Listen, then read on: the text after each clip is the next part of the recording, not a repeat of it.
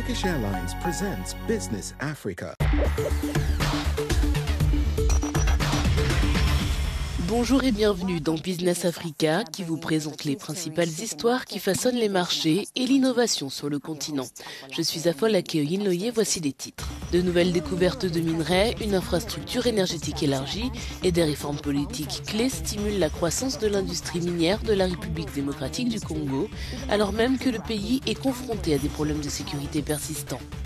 Spiro lance à Nairobi la première chaîne de montage de véhicules électriques entièrement féminines d'Afrique, repoussant ainsi les limites de la mobilité propre et de l'égalité des sexes dans l'économie verte en plein essor. Afreximbank dévoile un important programme de financement visant à réduire la facture des importations de carburant de l'Afrique et à renforcer l'autosuffisance énergétique en soutenant les centres de raffinage régionaux. Le secteur minier de la RDC est en pleine transformation avec de nouvelles zones géologiques et des réformes favorables aux investisseurs. Toutefois, les questions de sécurité et l'évolution des partenariats étrangers restent des défis à relever. La République démocratique du Congo connaît d'importants développements dans son secteur minier, marqué par de nouvelles découvertes de minerais, une capacité énergétique accrue, des réformes politiques et des partenariats mondiaux en pleine mutation. Une récente campagne de forage sur les projets du mont Agoma et de Calavi a révélé un système polymétallique à haute teneur de cuivre, d'étain, de zinc et d'argent. Une estimation des ressources présumées est attendue pour la mi-mai 2025. Parallèlement, la mine de Bizier, désormais la troisième plus grande mine d'étain au monde, a produit 17 323 tonnes d'étain en 2024, avec une prévision de 20 000 tonnes pour 2025 grâce à l'expansion de Mpama South. Le complexe Kamoa-Kakula a porté ses importations d'électricité hydraulique à 70 MW en mars, avec un objectif de 100 MW à suivre, auxquels s'ajouteront 50 MW provenant d'Inga 2 d'ici le troisième trimestre de 2025. Cette énergie soutiendra le démarrage d'un nouveau four de fusion d'une capacité de 500 000 tonnes par an qui produira des anodes de cuivre pur à 99,7% dès juillet 2025. La RDC entend diversifier ses partenariats miniers au-delà de la Chine, avec notamment un projet d'accord minerai contre sécurité avec les États-Unis pour lutter contre les groupes rebelles.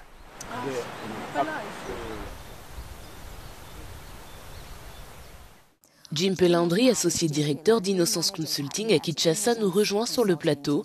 Merci de nous éclairer davantage sur le sujet. Quel sera l'impact des nouvelles zones de recherche géologique sur les découvertes et la confiance des investisseurs? La première chose peut-être qu'il faut savoir, c'est que seulement 19% de la superficie de la RDC aujourd'hui a été explorée. Donc on parle beaucoup de scandales géologiques, mais c'est à peine sur 19% du territoire.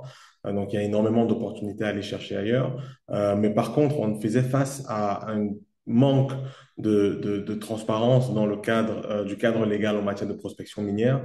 Donc il était important de pouvoir assainir le cadre pour limiter en tout cas les différents conflits qu'on a aujourd'hui, notamment en matière de litiges fonciers. Donc, on croit vraiment que la mise en place de ce nouveau cadre-là autour des zones de recherche géologique va améliorer la sécurité juridique pour les investisseurs, va réduire l'informalité dans le secteur minier et notamment va attirer encore plus d'investissements dans l'exploration dans le secteur. Comment la fonderie de Kamoa et les développements hydroélectriques vont-ils améliorer la compétitivité mondiale du cuivre congolais?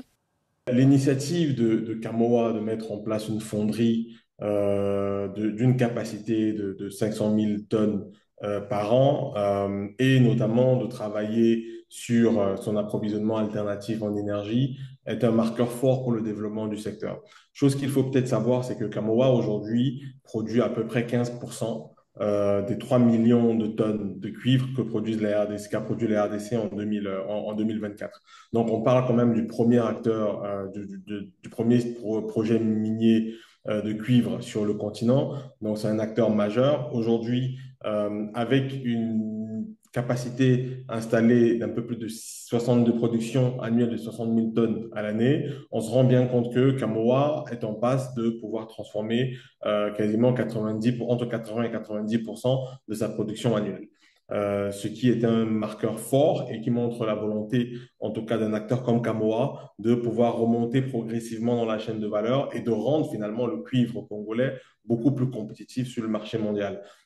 Quelle stratégie devrait adopter la RDC pour que les partenariats internationaux garantissent un développement équitable et durable? Je pense que la RDC vit un moment assez stratégique et assez intéressant de son histoire. On a une crise sécuritaire à l'est de la RDC. On a un État qui veut un contrat, notamment avec les Américains, minerais contre sécurité, qui est en discussion. On a la Belgique qui a notifié son intérêt. On sait que la France aussi, lors de la visite du président Macron, et même par la suite, a une diplomatie sur les minerais qui est assez forte et qui veut se positionner sur le secteur. On a quasiment tout le monde qui veut se positionner. Et la RDC doit profiter de cet élan-là pour pouvoir maximiser la valeur qui est créée. Aujourd'hui, avec le code minier, les différents codes miniers qui ont existé et qui existent, on a une part, du moins chaque porteur de projet industriel minier doit réserver une partie du capital du projet à l'État, entre 5 et 20% en fonction du code minier appliqué au moment de l'introduction du projet. Par contre, il y a une vraie question à se poser. Est-ce que l'État devrait se limiter uniquement aux 20% prévus par le code minier le plus récent, ou est-ce que l'État peut aller chercher encore plus? Aujourd'hui, il y a des redevances minières qui sont payées par les opérateurs miniers et qui sont mis dans un fonds minier. Est-ce qu'on ne peut pas réfléchir, notamment quand on sait qu'il y a les nouvelles zones de recherche géologique qui sont mises en place? Est-ce que l'État ne pourrait pas devenir lui aussi un acteur de l'exploration et ainsi renforcer sa capacité de négociation avec les partenaires privés dans la mise en place de nouveaux projets miniers? Merci Monsieur Djimbe pour cet éclairage. Merci. Dans le cadre d'une avancée audacieuse en faveur de l'inclusion des femmes et de l'innovation climatique, Spiro, le plus grand fabricant de véhicules électriques d'Afrique, a lancé à Nairobi la première chaîne de montage de véhicules électriques entièrement féminine. Il s'agit d'une étape importante dans un secteur traditionnellement dominé par les hommes. Au cœur de Nairobi, une révolution tranquille est en cours. Une révolution qui associe l'énergie propre à l'égalité des sexes. Spiro, le premier fabricant africain de véhicules électriques, a lancé en mars la première chaîne de montage de véhicules électriques du continent, entièrement composée de femmes. Des moteurs aux batteries, en passant par les chargeurs, tout est construit par des femmes. Nous avons identifié la chaîne de montage des moteurs comme étant une chaîne sur laquelle les femmes peuvent être formées et apporter de la valeur ajoutée. Cette initiative fait partie de la Spiro Academy, une formation pour acquérir les compétences nécessaires à la transition écologique de l'Afrique.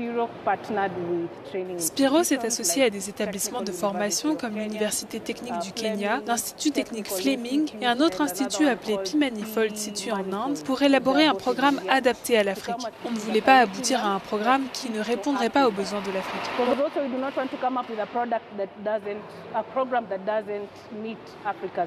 Au niveau mondial, les femmes représentent un peu plus de 20% de la main-d'œuvre dans le secteur de l'énergie. Au Kenya, seuls 10% des emplois industriels sont occupés par des femmes, alors qu'elles représentent près de la moitié de la population active.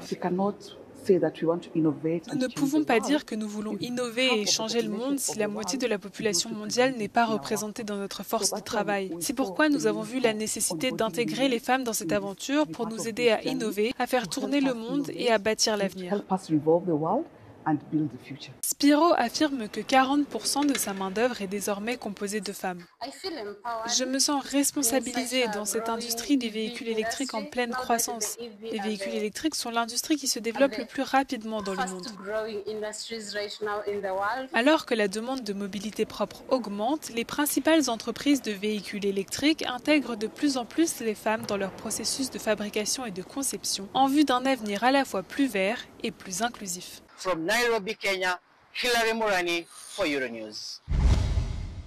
Afreximbank a lancé une facilité de crédit de 3 milliards de dollars visant à réduire la dépendance de l'Afrique à l'égard des importations de carburant. Le fonds soutiendra le commerce intra-africain et financera de grands projets de raffinage.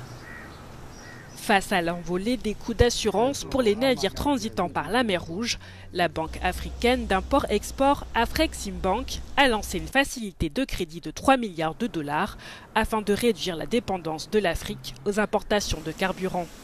L'objectif est de soutenir l'achat de produits pétroliers essence, diesel, kérosène auprès de raffineries africaines en favorisant le commerce intra-africain et en renforçant la sécurité énergétique du continent.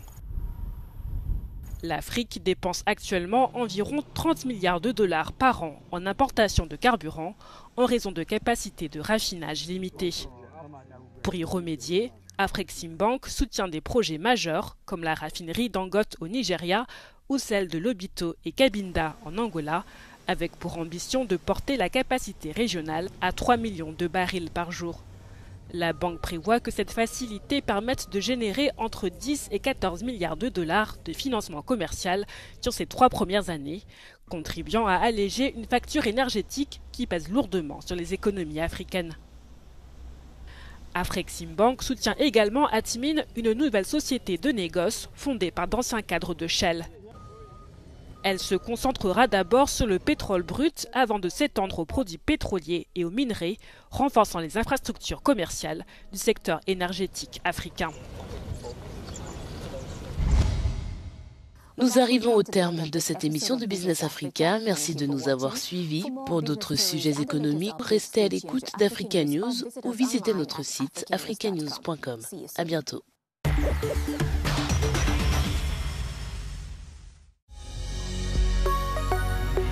Business Africa was presented by Turkish Airlines.